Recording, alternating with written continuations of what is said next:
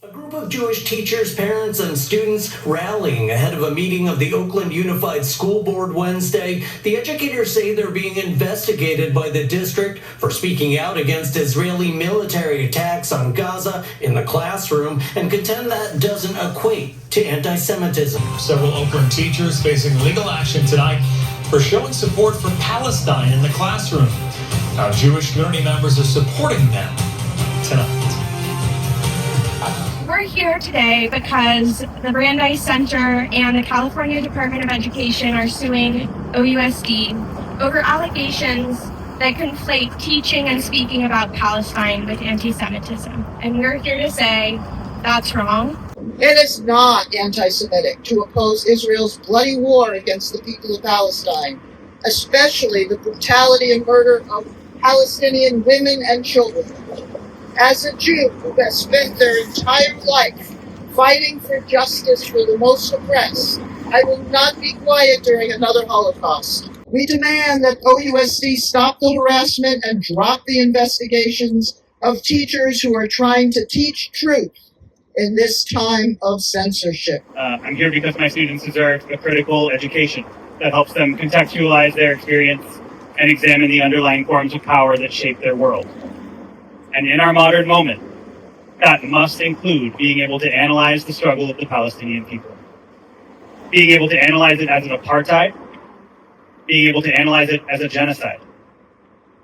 And in pursuit of that critical education, we are being silenced and censored by Zionist organizations that are not from here and have, at their core, a desire to silence and censor the teachers of Oakland and to censor the education that we get in the classroom.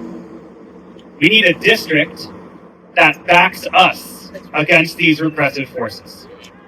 And unfortunately for our community, the organizations that OUSD has chosen to partner on anti-Semitism trainings in the last year have documented history of biasing their message towards Zionist political ideologies, a bias that is unacceptable for our community and dangerous for our students. In school, we learn that the purpose of a good history class is in order to recognize when history is being repeated. And right now, when we're seeing another genocide happening, we are taught that we are simply blind. It is ridiculous to accuse teachers of anti-Semitism when they're critiquing a government actively committing a genocide. The Brandeis Center is suing the California Department of Education and by proxy the Oakland Unified School District has nothing to do with anti-Semitism. They are using anti-Semitism as a cudgel, lockstep with this administration's relentless repression tactics across universities and now K-12 education, to silence Palestinian history and voices, and as their last-ditch effort to control a false narrative that they know has already unraveled. We know that the only way to combat anti-Semitism and create true safety is to stand 10 toes down in fighting for our collective liberation and our collective safety, and that requires that we teach the truth. To all our teachers, school board members, and district leaders, I say to you with urgency, do not capitulate.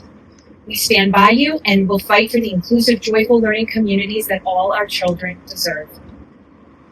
And to my fellow parents, I say to you, we need you all in this fight.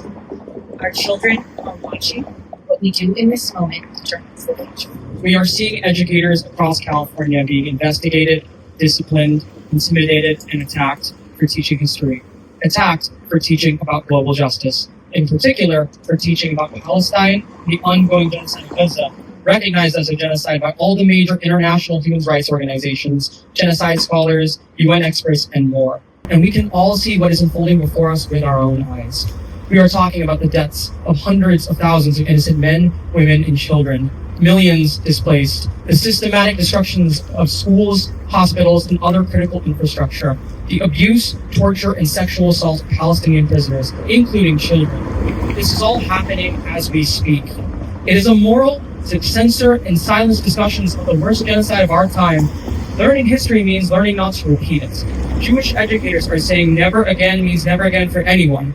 We cannot cast our classrooms into darkness and expect our students to see. We must teach history honestly, authentically, and transparently. Otherwise, we are responsible for perpetuating fascism, the same fascism that led to the Holocaust, the same fascism that is perpetuating the genocide of Gaza, the same fascism silencing educators today in Oakland. As an Oakland student, I have been taught to recognize apartheid and genocide, and what Israel is doing is both. When OUSD interrogates its teachers on false and bad faith claims of anti-Semitism, all it accomplishes is intimidating teachers that have proven their determination in educating and defending their students, and showing students what the censorship that we see in our books looks like in real time. Stop attacking our teachers and stop under-educating our students. OUSD is now being sued by the Brandeis Center, a Zionist institution, and the California Department of Education. But we don't think you need to react the way you are reacting. I challenge the board and the district to stand up for what is right. I and other teachers are currently under investigation for anti-Semitism based on teaching and speaking out against the US-backed Israeli war against Palestine. As a Jew, I am both angered and offended by all of these investigations, and I demand that you drop them now. It is time for OUSD to embrace its historical mission of fighting for justice and disrupting inequities for all. So I want to start by thanking educators who teach about what's happening in Palestine. To me, they are the conscious voice of OUSD, and they are the ones carrying the legacy of people like Martin Luther King. Teachers have a huge responsibility to give formation to the new generations. How can they be intimidated to stay quiet about this atrocity? Also, these same teachers that are being persecuted are the same who bring Black Lives Matter to into their classrooms and who are now actively resisting ICE raids. And I'm sure that if somehow they were transported through time to World War II, they would also be denouncing and fighting the Holocaust. Thank you, teachers, for making your classrooms a place where fascism does not go unchallenged. Right now, we are in a really difficult situation in this country where the country is supporting a massacre and a genocide in Gaza. And there's a tremendous amount of political pressure being given to silence people who are opposed to that genocide. And then the question is, what are you going to do about that situation? Are you going to stand up for the teachers, or are you going to bow to that pressure? And I just want to encourage each of you to take your historic responsibility at this moment, to stand strongly, to stand firmly on the side of justice and what's right, and not to give in to the pressure. Now we have teachers being investigated by Zionist attorneys. So is there ever going to be a time when you support us as teachers to teach about, these important topics to our students? The Zionists are, being allowed to investigate our teachers. What's next? You going to allow MAGA attorneys in here to prevent us from teaching about Jim Crow and all the heinous atrocities committed against Black people in this country, and the heinous atrocities being committed right now in the Caribbean? It's just wanton murder. I recently read a book called Someday Everyone Will Have Always Been Against This by Omar Akkad. And I really hope that you guys aren't part of those someday everyone. Thank you for your time. And I'm actually going to read a comment on behalf of a parent who wasn't able to be here tonight. My name is Sarah Knorr. I'm the mom of Rowan, a third grader at Manzanita Seed. Our family is Jewish, and every year since Rowan was in kindergarten, I've shared Hanukkah or Passover with her classes. I make the kids special foods, teach them songs, read stories, and light candles. There are very few Jewish families at our school, but we've always been warmly received. Kids come up to me on the playground and ask when I'm making them latkes again. I want all children to feel as welcomed as we have. I want Palestinian and Middle Eastern kids to see their cultures celebrated and their histories and perspectives taught. I don't want teachers punished for sharing Palestinian voices. Teaching about Palestine is not a threat to me or my child. It is a way to build a more inclusive community that benefits us all. Not only is calling the teachers in question anti-Semitic absurd, but I'm worried about the knock-on effects of teaching such lazy conflation.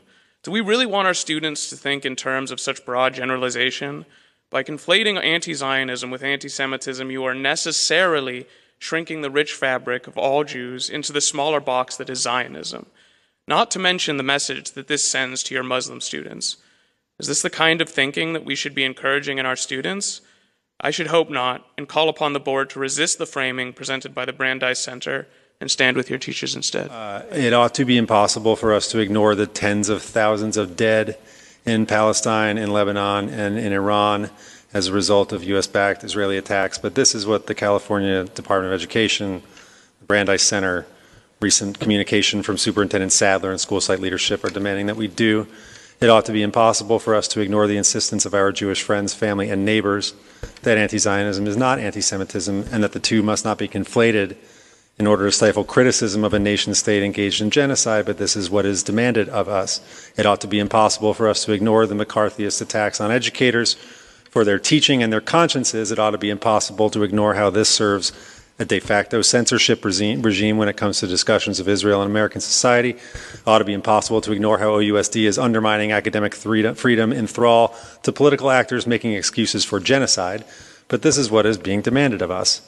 We reject again the conflation of anti-Zionism with anti-Semitism, and we reject the district's complicity in all but criminalizing the teaching of Palestine at the behests of Israel's apologists, and we invite the leadership of this district to correct course. It need not be this way, and we would ask you to strongly consider the type of district we will have at the end of this process if it continues the way that it has. Before I was a Jewish teacher, I was a Jewish student in the 1950s and mostly 60s. And there are very few Jews in my community, lots of anti-Semitism in the community. I was called a dirty Jew, I killed Jesus. But at my public elementary school and junior high, any mention of Israel was all positive. It was a mighty little nation standing up for Jewish people and everywhere and fighting for democracy, just as the U.S. was fighting for democracy in Vietnam and Southeast Asia as we were slaughtering, 2 million human beings there, that we were the benevolent policemen of the world. I had no clue because I was never told about the Nakba, violent expulsion of 700,000 Palestinians from their land, homes, and communities. And now we're witnessing an ongoing genocide, a new ethnic cleansing of Palestine by the United States and Israel. And I cannot believe that a school district in Oakland, with its proud radical tradition of fighting for social justice and against oppression and racism, is going to knuckle under to pressure from Zionists, Republicans, and Democrats, and who demand that we, educators, remain silent and keep our students ignorant, as we were in my school decades ago. So I'm calling on OUSD leaders to find the courage to stand up with the support of so many people in our community, including the many Jewish educators and students and family members who've signed a letter that you've received now a few weeks ago, asking you to meet with us. We believe that teaching about Palestine and opposing genocide is not anti-Semitism, and we all know this. So we're just calling on you to stand up for that truth and for our students' right to critical, honest education that they need and deserve.